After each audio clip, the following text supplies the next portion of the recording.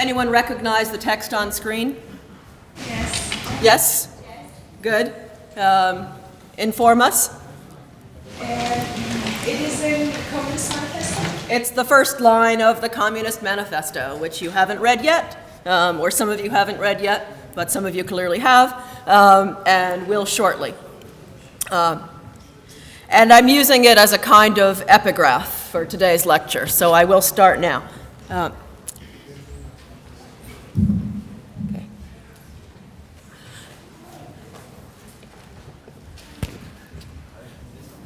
The plot of Mary Shelley's 1818 novel Frankenstein, or the modern Prometheus, can be summarized quite well in a single sentence. A spectre, a ghost, a monster, is haunting Europe.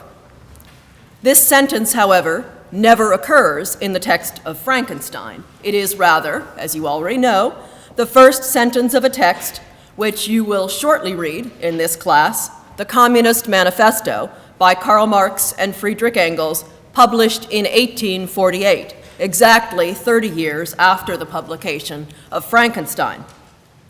What is this spectre, according to Marx and Engels? It is, quote, the spectre of communism. But why should communism, considered either as a set of political beliefs or as an organized political movement, be described as a spectre?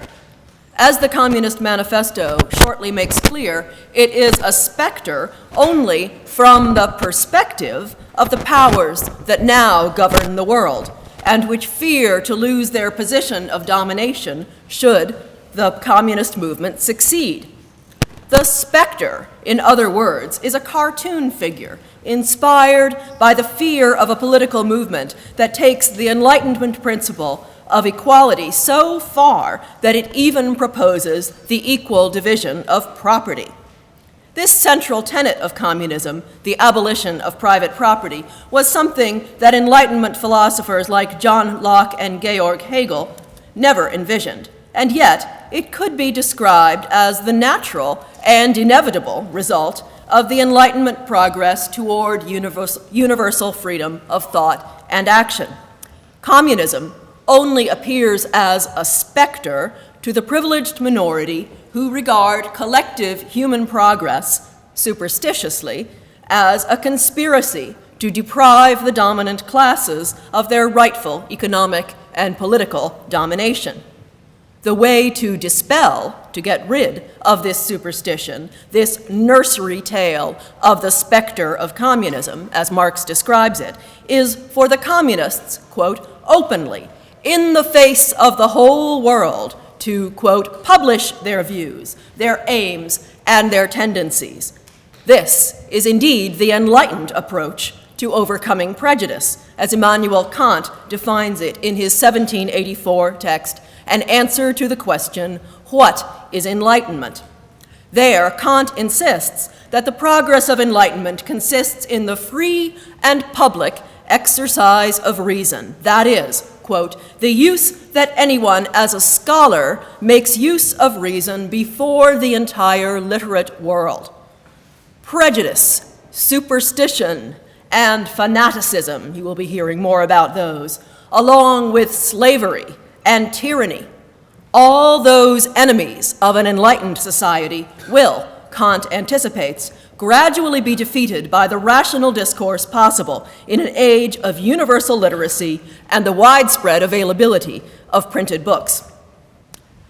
In describing the Communist Manifesto as an extension of the Enlightenment social project, I may seem to have wandered rather far from my topic, Frankenstein, and it is certainly not my intention in this lecture to argue that Frankenstein is a proto-Marxist text or that Mary Shelley was a communist without knowing it. I don't think so. I will be suggesting, however, that we can understand Mary Shelley's novel as a profound meditation on the progress of enlightenment and its limits. Not a story of enlightenment, Frankenstein is a story about enlightenment. It is, moreover, about the specters of enlightenment, the social and political problems by which Enlightenment philosophers remained haunted. Both Victor Frankenstein and his creature, the monster, can be understood as enlightened characters, or at least as characters who undergo a process of enlightenment. But instead of embodying progress, the two characters become involved in what Georg Hegel calls a life and death struggle. In this struggle, neither character finally emerges as a master, and society does not advance toward a greater state of perfection. Instead, both Frankenstein and his creature lose everything: freedom, rationality, and the community of sympathy that, as Susan explained in Monday's lecture, was essential to the Enlightenment understanding of humanity. Frankenstein, I will argue, is at least as much a critique of Enlightenment doctrine as it is an endorsement of Enlightenment principles, although it is that too. And yet, Mary Shelley was herself, quite literally, a product of the Enlightenment. As Susan mentioned in Monday's lecture, Mary was the daughter of not one, but two of the most important British Enlightenment philosophers of the late 18th century, William Godwin and Mary Wollstonecraft. And she was the romantic partner of the poet Percy Shelley, a great admirer of Godwin's 1793 book, Political Justice.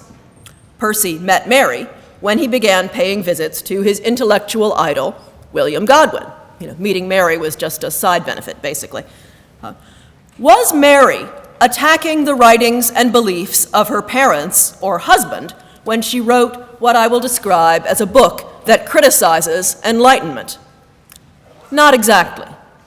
And by describing Frankenstein as a critical reflection on Enlightenment, I do not mean to imply that it offers an alternative philosophical or political agenda, as Marx and Engels do in the Communist Manifesto.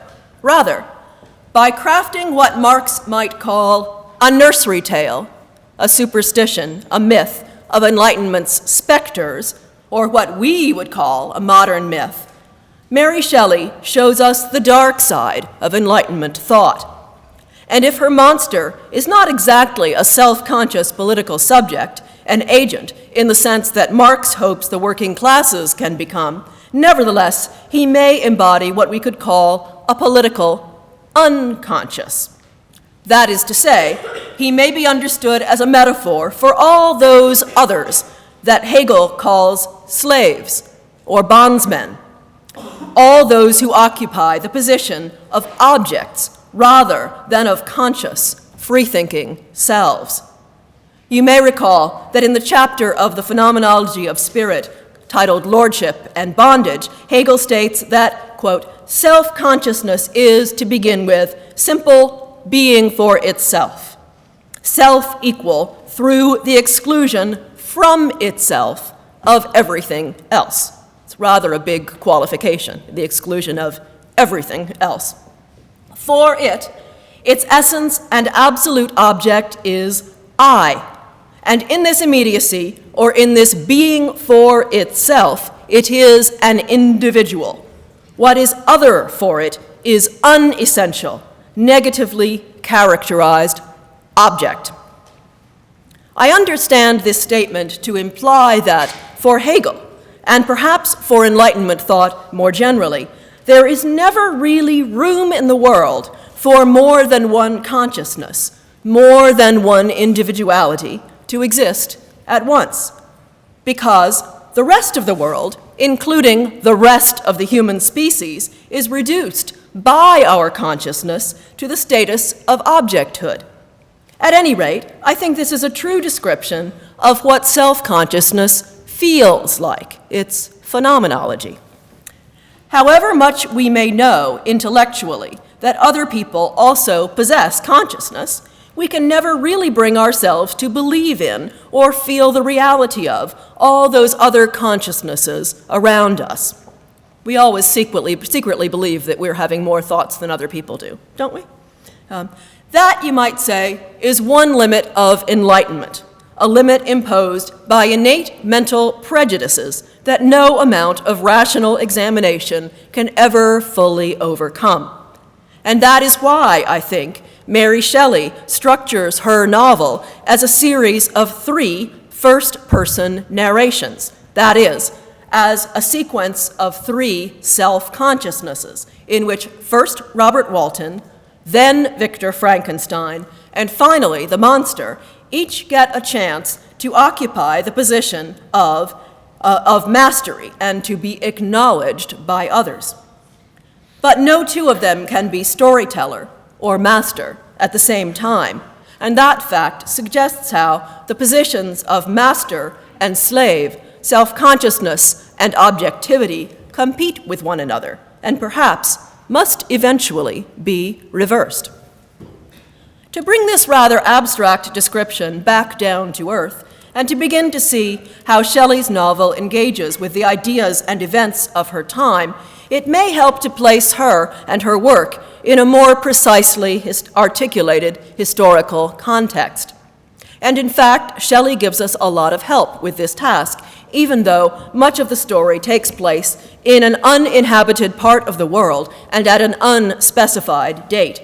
Walton's letters to his sister are dated in the year 17 blank blank, right?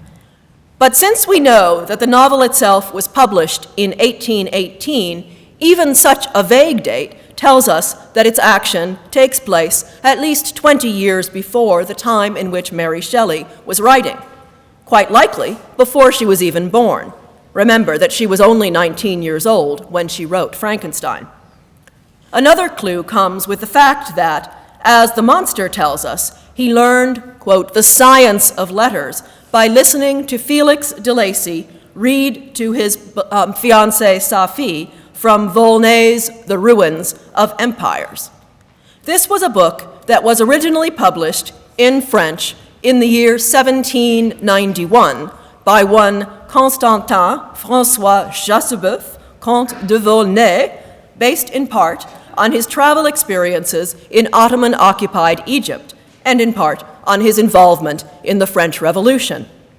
If this book has already been published at the time at which the action of Shelley's story occurs, then the story must take place after the French Revolution, widely regarded during Shelley's time as the most important event in modern European history.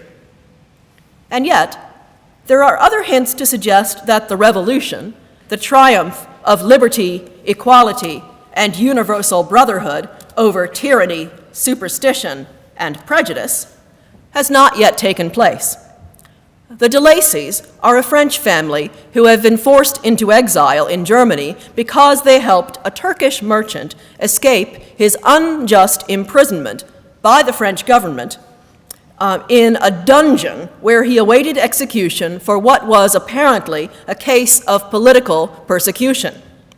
Quote, his religion and wealth, rather than the crime alleged against him, had been the cause of his condemnation, we are told on page 82. When their role in the Turks' escape is revealed, the de Lacys, too, are thrown into a noisome dungeon that sounds like the infamous Bastille, a political prison whose destruction in 1789 is usually described as the beginning of the French Revolution and is still commemorated in Bastille Day, celebrated on the 14th of July every year. So, does this mean that the revolution hasn't yet occurred? How can the events in Frankenstein take place both before and after the same event? Maybe they do not. Maybe Shelley is suggesting that the French Revolution failed to end oppression and political persecution, as its enlightened advocates had originally hoped that it would.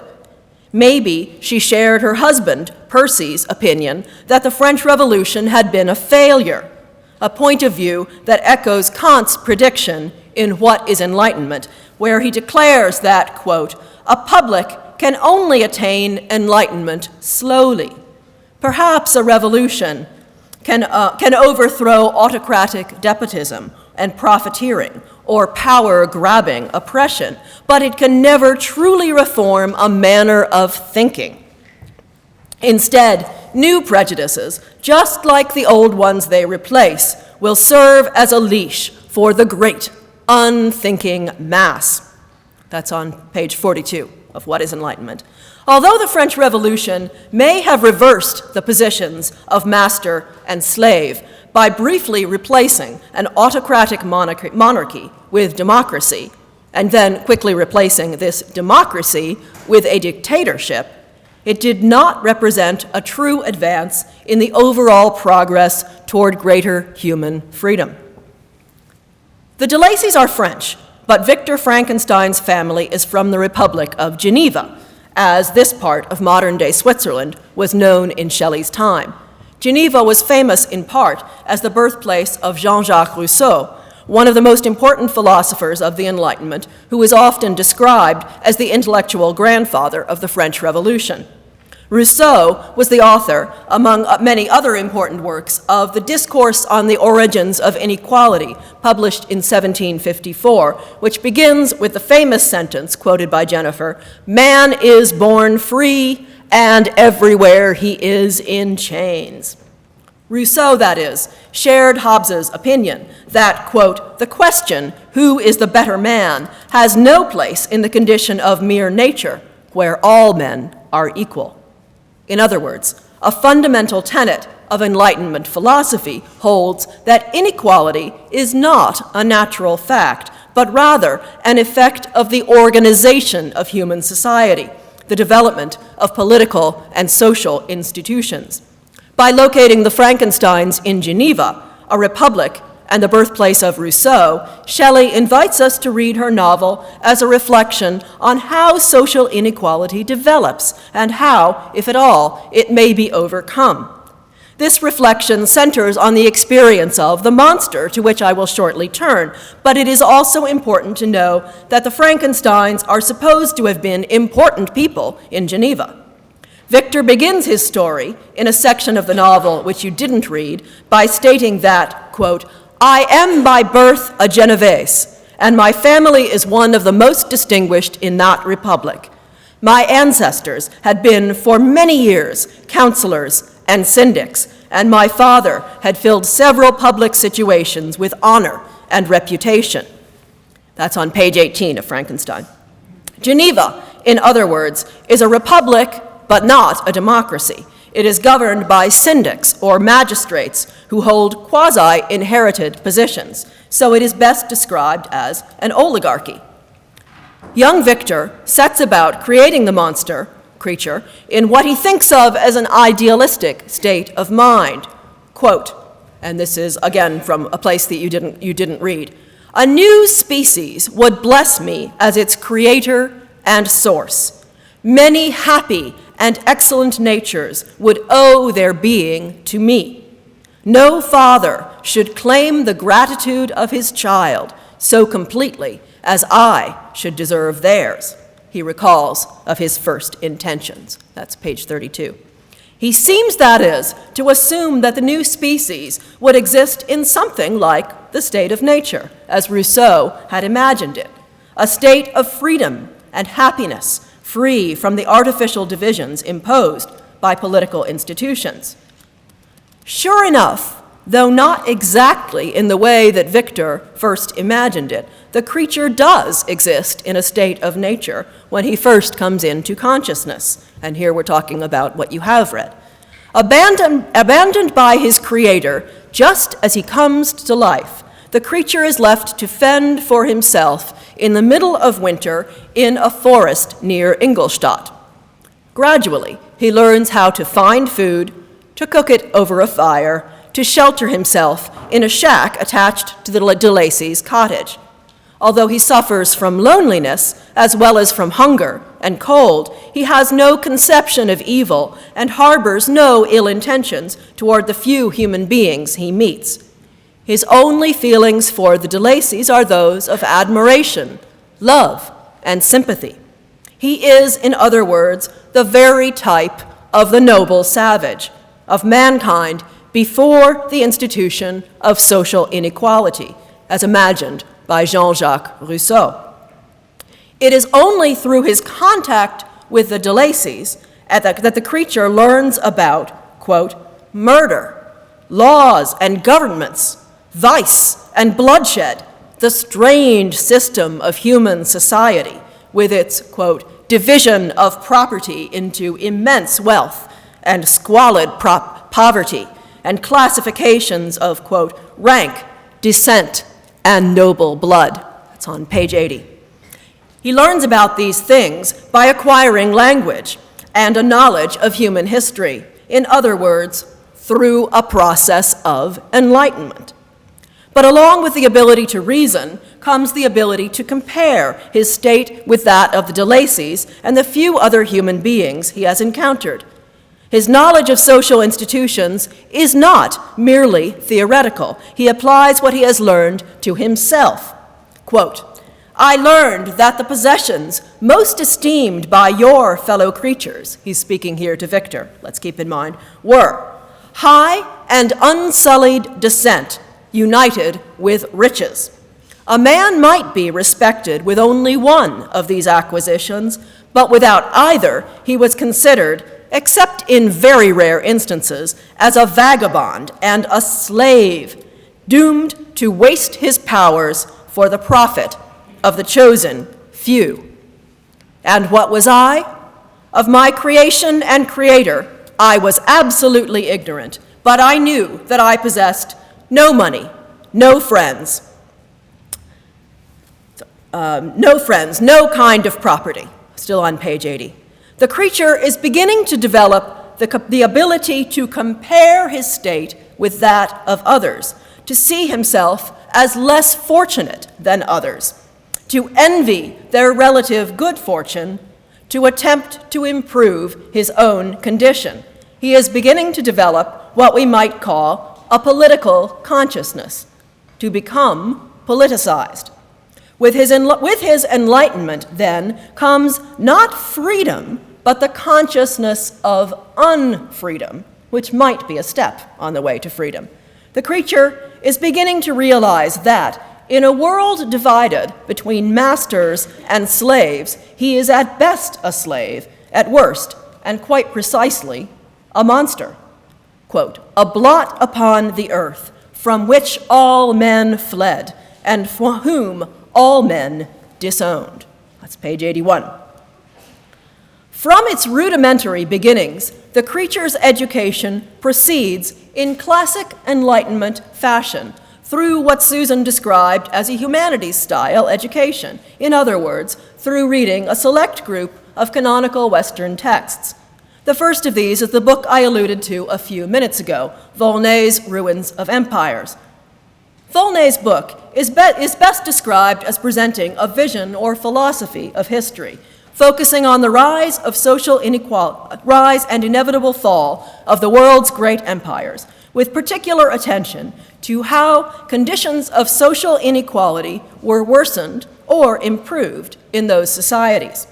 His vision of human society as a progress from primitive equality to civilized inequality broadly parallels that of Rousseau, and also bears some similarities with the social theory of Shelley's father, Mary Shelley's father, William Godwin, who believed that conditions of political tyranny were mirrored and reproduced in the hierarchical structure of the family, ruled by an authoritarian male figure.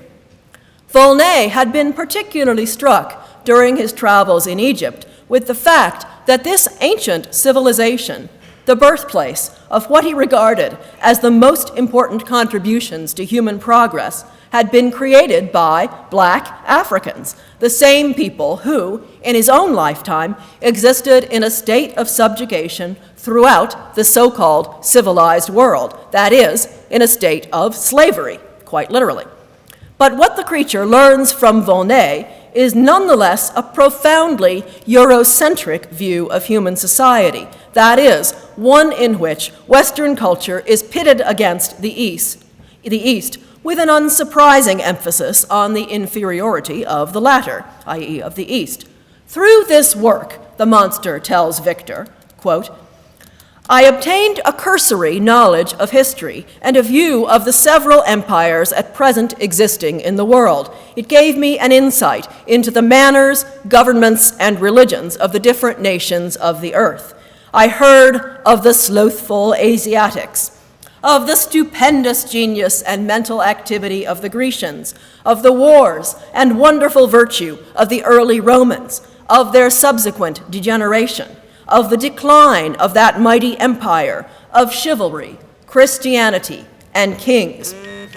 I heard of the discovery of the American hemisphere and wept with Safi over the hapless fate of its original inhabitants. Page 80. While the Orient, encompassing everything from the Ottoman Empire to Japan, is dismissed in this account with the two-word phrase, slothful Asiatics, the creature is moved by the story of how the Native American Indians, those original noble savages, were dispossessed by the Europeans in the colonization of the American continents. The monster seems to be developing a greater capacity for sympathy, extending this essential mechanism of social cohesion, social bonding, to a whole nation of people he has never met. Perhaps this sympathy even signals the beginning of a social or political conscience, the capacity to recognize injustice to others and not merely to oneself. What's particularly interesting, though, is the way the creature describes himself as weeping with Safi, the Turkish-Arabian fiancée of Felix de Lacy. But of course, Safi doesn't even know that the creature exists, much less that he weeps with her. He is only with her in the sense that he weeps when she does, and perhaps out of a sense of fellow feeling. To use a term drawn from 20th century psychology, the creature seems to be identifying with Safi, putting himself in her place through an act of imaginative sympathy. And although the verb to identify is a modern usage, the idea itself comes straight out of Adam Smith's theory of moral sentiments, mentioned in the Monday lecture. But poor Safi, she is being taught to speak and read French by hearing about the slothful Asiatics, by learning about the inferiority of her own civilization compared with, quote, the stupendous genius and mental activity of the Greeks and the wonderful virtue of the early Romans. In other words, she is receiving a lesson in subordination, in belonging among the ranks of the objectified or dependent consciousnesses rather than among those who possess consciousness for itself, as Hegel puts it. In weeping with Safi, the creature feels sympathy for the Native Americans, but he sympathizes with the Oriental. And Volney has emphasized that the origins of Oriental, at least Middle Eastern, civilization are in part African. So there is a possibility that the creature is developing something like a racial consciousness, even if his racial identification is left unspecified. The connection between race and the history of oppression would have been obvious to Mary Shelley, who lived and wrote after the abolition of the African slave trade and after the 1791 slave uprising that led to the founding of Haiti, but before the abolition of chattel slavery itself in Britain. That is, the slave trade was illegal, having slaves was not. For the circle of radical thinkers among whom Shelley lived, slavery was not just a metaphor for bad government. It was a crying daily injustice, intimately tied to the perception of European racial superiority to Africans as well as Asiatics. Strengthening this association between the creature's self-awareness and an Indian or savage identity is the promise he later makes to Victor, that if Victor will grant his request for a companion, he will, quote, go into the vast wilds of South America and dwell, as may chance, in the most savage of places. That's page 99. He will, in effect, found a new tribe of Native Americans, wilder than any tribe now existing. In what other ways is the creature taught to think about his difference from the de Lacys and the Frankensteins? We have already noticed his awareness of the unequal distribution of wealth and property, a form of inequality which means that those who lack property are, quote, doomed to waste their powers for the profit of the chosen few, page 80. While this awareness is not the same thing as possessing class consciousness in the fully Marxist sense, the creature nevertheless seems, like Caliban, as described in Jennifer's lecture, more than willing to labor on behalf of others. When he realizes that the de Lacys are poor and that Felix, quote, spent a great part of each day in collecting wood for the family fire, he decides to do the job for him.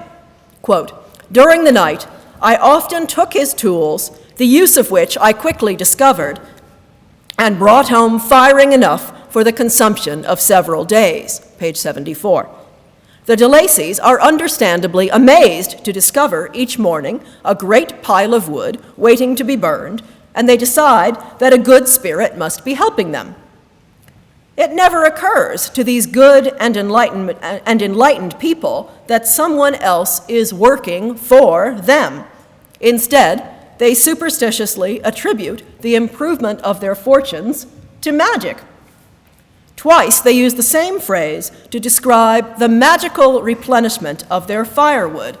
This labor is performed by, quote, an invisible hand. That's pages 75 and 77. Now this is a striking and unusual phrase, which in Shelley's time was strongly associated with the Scottish Enlightenment philosopher Adam Smith. Once again, author of The Theory of Moral Sentiments, published in 1759, and discussed in Monday's lecture, and also The Wealth of Nations, published in 1776, the first important work of political economy, and the book that introduced the term capitalism to the world.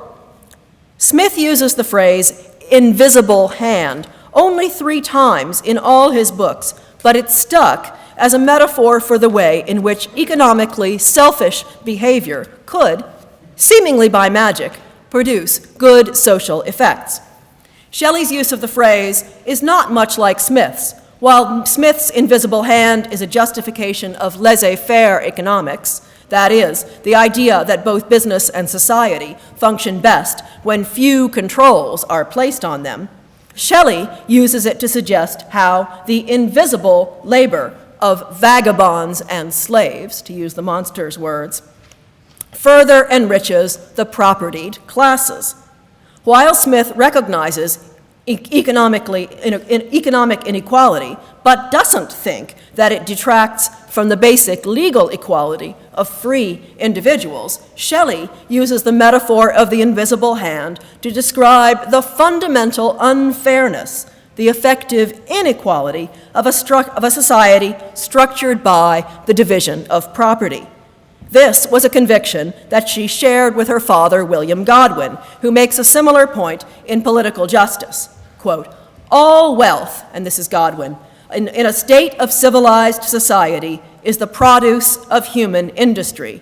To be rich is merely to possess a patent entitling one man to dispose of the produce of another man's industry. Privilege entitles a favored few to engross to themselves gratifications which the system of the universe left at large to all her sons. This state of affairs, according to Godwin, is inherently unjust. In the state of nature, quote, the good things of the world are a common stock, upon which one man has as good a title as another to draw for what he wants. In a more perfect society, the society envisioned in Political Justice, the products of labor would also be shared with at least, quote, some degree of equality. I have already suggested that Frankenstein's creature may be a metaphor for the racial other, and that this association links him with those racial others who, in Shelley's time, were literally, and not just metaphorically, enslaved. Is he also a metaphor for the more general exploitation of labor under capitalism? Let us keep in mind that the creature is not seen by other characters as a person, as a human being. For one thing, he's too big, about 8 feet, 2.5 meters tall, and proportionally broad. And unlike the corpses used in galvanic experiments, who were usually individual criminals, the creature is patched together from the parts of many corpses, not all of them human. In Volume 1, Chapter 3 of the novel, Victor tells Robert Walton about how, in order to make his creature, he, quote, collected bones from charnel houses, from burial houses. The dissecting room and the slaughterhouse furnished many of my materials. Page 32. The creature, less an individual than a collection of individual parts, may then suggest something like a collective identity. This suggestion recalls Hobbes's account of how, quote, by art is created that great leviathan called a commonwealth or state, in Latin, civitas, which is but an artificial man, though of greater stature and strength than the natural. Frankenstein's creature is also an artificial man of greater stature, height, and strength than the natural. But the creature is not a commonwealth or state, names which would imply that he has been recognized as a political entity. He might, however, be a metaphor for the way in which individual people can be linked by common interests or occupations, or by the shared experience of oppression, like the slaves of Saint-Domingue. Is the creature a metaphor for the artificial person or collectivity that Marx would later call a class? Is he a personification of the working class, the proletariat? Here are the circumstances in which he commits his first murder. Having decided to find his maker, Victor, in Geneva, the creature is, quote, disturbed by the approach of a beautiful child who came running into the recess I had chosen with all the sportiveness of infancy. Suddenly, as I gazed upon him, an idea seized me that this little creature was unprejudiced. Only children can be unprejudiced. The creature tries to kidnap the boy, whom we now realize is Victor's younger brother, William. This murder has already been revealed in Volume 1 of the novel. But the boy screams out, "Hideous monster, let me go! My papa is a syndic. He's Monsieur Frankenstein. He would punish you. You dare not keep me." That's pages 96 and 97. In other words, William responds to a perceived threat by boasting about how rich and powerful his father is, so rich and powerful that he can muster the full force of the law on his side. It's probably not quite fair to say that anyone who invokes class privilege this crudely deserves to die, especially if that person happens to be a child. But it's understandable that rather than soothing or frightening his attacker, this boast only inflames the creature further. Quote, "I have sworn eternal revenge. You shall be my first victim," he replies, and grasps his throat to silence him. In a moment, he lay dead at my feet. Page 97. The spectacle of such violence, which takes the form of a revenge on the propertied classes by the less economically fortunate, may be what Marx had in mind when he imagined the crown princes and prime ministers of Europe trembling before the spectre of communism. Thus far, we have seen how Victor Frankenstein's creature serves as a metaphor for various forms of oppression, racial and economic. We have seen how he represents the possibility of the many, the laborers or slaves of the world, rising up against the few, the propertied beneficiaries of the status quo.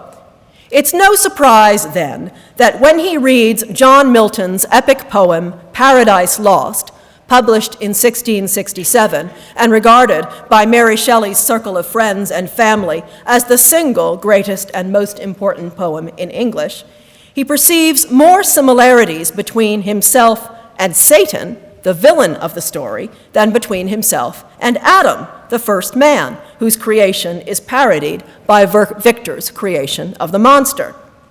The title page of Frankenstein, and Susan showed you this in her lecture, underlines the parallel between the creature and Milton's Adam.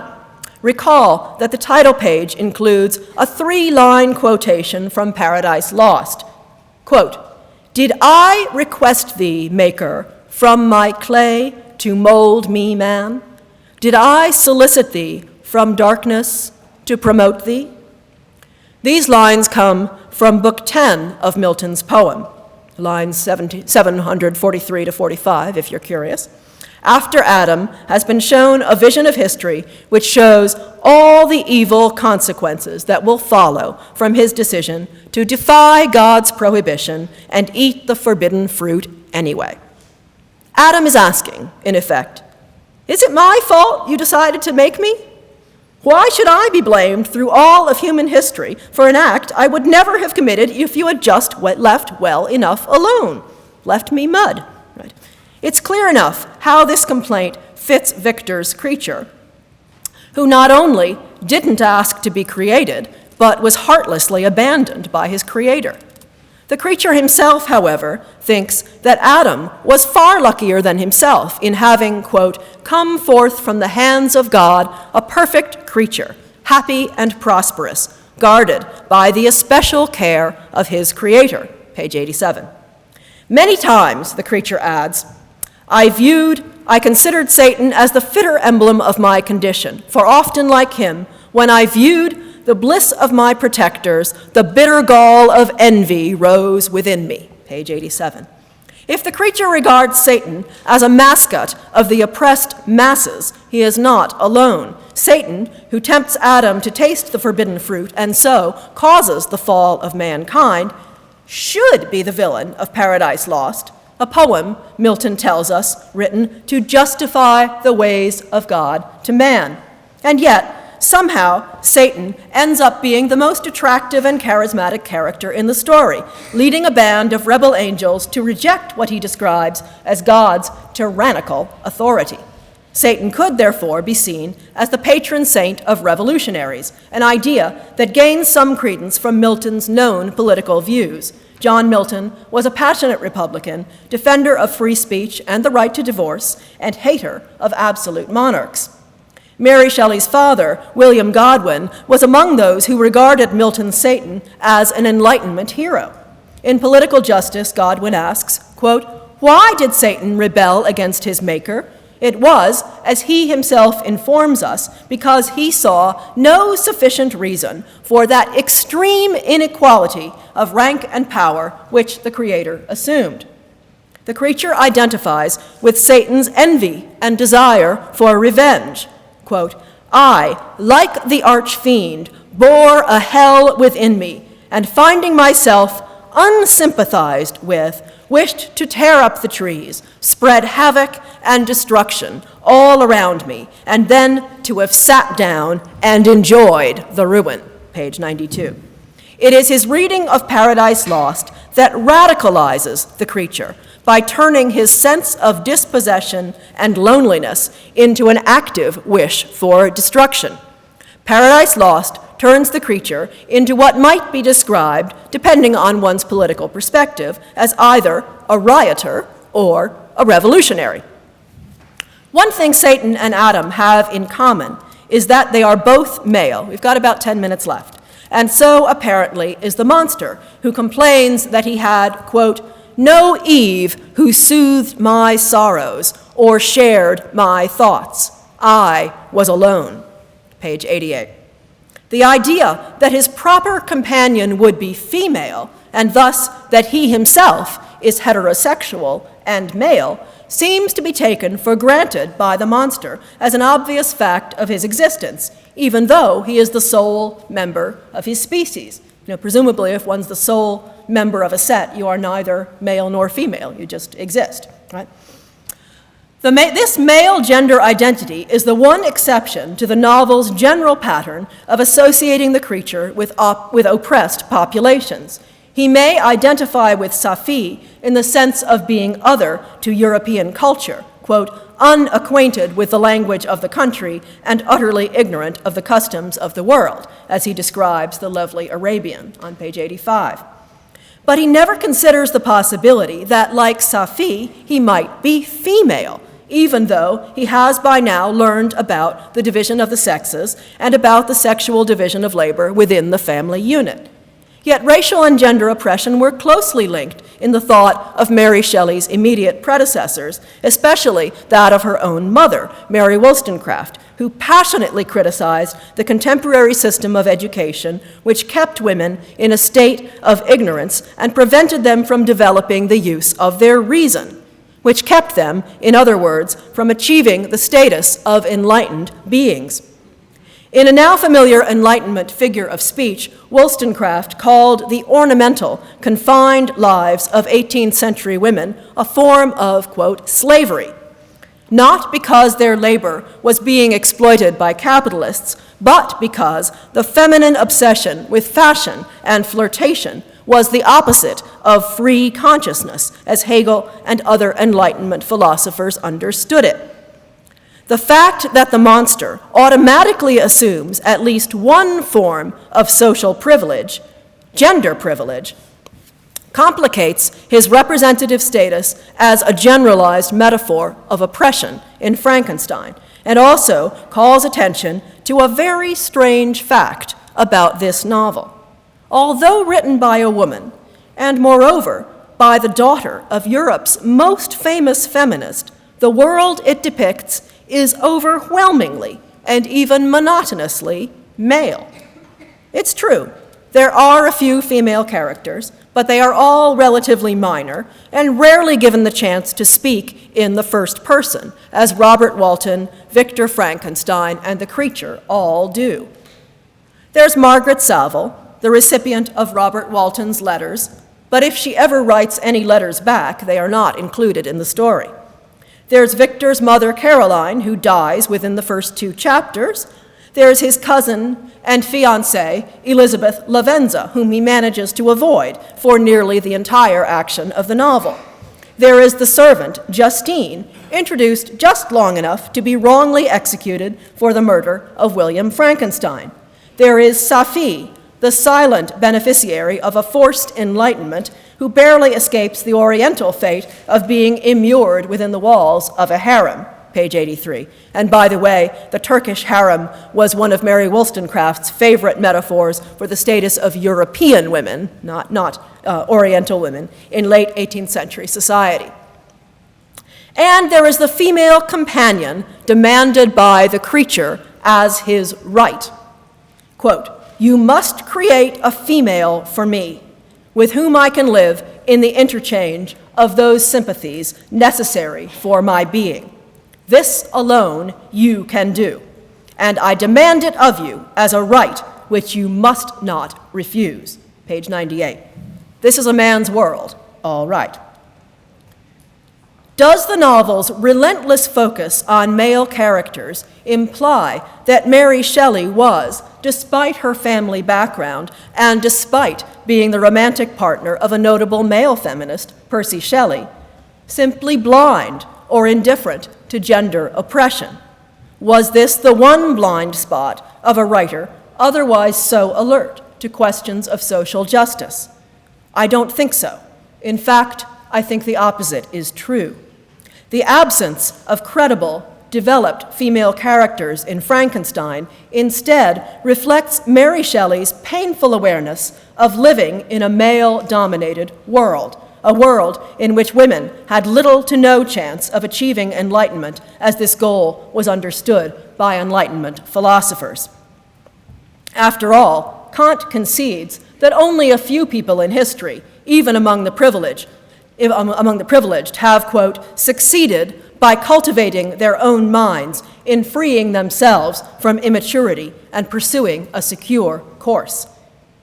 Even if, as Mary Wollstonecraft complained, an unequal system of education had not stood in their way, women would still be too busy with their domestic duties to emulate what Hegel called the progress of the consciousness of freedom. One thing Susan didn't mention in her brief biography of Mary Shelley is that she was almost continuously pregnant or nursing or both from the time she eloped with Percy Shelley at age 16 to the time of his death in 1822. By the time Frankenstein was published in 1818, Mary had borne 3 children, the first of whom was premature and died within 2 weeks of her birth. So she's 19 years old, she's already had 3 kids. Neither of the other 2 lived beyond early childhood either. This aspect of Mary Shelley's life during the composition of her most famous novel gives us another point of view on its story of a man who creates another man, bypassing the more usual mode of biological procreation, as though this world of men doesn't even have enough room for women as breeders, as bearers of new life. A striking illustration of this thesis is found in the novel's 3rd volume, where Victor, having agreed to create a female companion for the creature, begins to reflect that, quote, one of the first results of those sympathies for which the demon thirsted would be children, and a race of devils would be propagated upon the earth who might make the very existence of the species of man a condition precarious and full of terror. Page 114. Filled with horror at this idea, Victor, quote, tore to pieces the thing on which he was engaged, page 115, in what is clearly a symbolic abortion. Later, he returns to look at, quote, the remains of the half-finished creature whom I had destroyed and which lay scattered upon the floor. I almost felt as if I had mangled the flesh, the living flesh of a human being, page 118. Okay, so I have a little bit of the lecture left. I'm going to save it for Monday. Just give you one sentence as a kind of beginning of to wind up, okay? And yet, there is a suggestion in Volume 2 that even if the creature is unself-consciously certain of being male, he may nonetheless occupy a feminized social position, a slave position, relative to the more privileged members of the human species. And this comes when he catches a glimpse of himself, quote, in a transparent pool. So for Monday's lecture, please read page 76 quite carefully. This is the page in which the monster sees his reflection in a little pond or puddle and learns what he had not hitherto known, that he is ugly, okay? What does ugly mean will be the question that I'll follow on Monday. Thanks.